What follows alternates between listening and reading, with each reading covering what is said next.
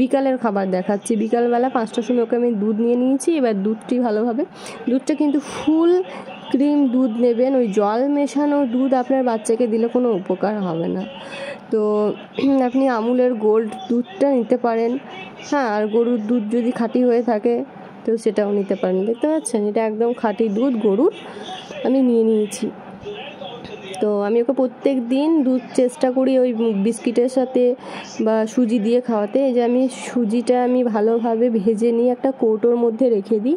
এই দেখুন, আমি সুজিটা ভালোভাবে কৌটোর মধ্যে 1 কৌটো ভেজে রেখে দিয়েছিলাম। এখান থেকে আমি প্রত্যেক দিন 2 চামচ 3 চামচ করে বানিয়ে বানিয়ে খাওয়াই।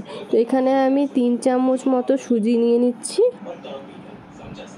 এই যে 3 চামচ আমি সুজি নিয়ে নেব।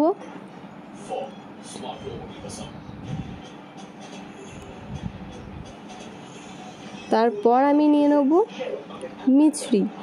কিন্তু মিছরির ভিডিও আমার চ্যানেলে আছে, গিয়ে দেখতে পারেন আমি কিভাবে পাউডার করেছি। কোনটা মিছরি থেকে ফেলে দেবেন এবং কোন জিনিসটা নেবেন না এই বিষয়ে আমার চ্যানেলে ভিডিও আছে, আপনি গিয়ে দেখতে পারেন। এই যে আমি মিছরি নিয়ে নিলাম 2 চামচ মতো,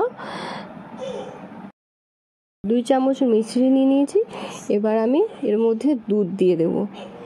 আমি কিন্তু চেষ্টা করি দুধটাও শুধু খেতে চাই না, তাই আমি ওকে সুজির মধ্যে দিয়ে, তারপর সুজির মাধ্যমে, বিস্কিটের মাধ্যমে, এগুলো দিয়েই দুধটা পেটে গেলে হলো।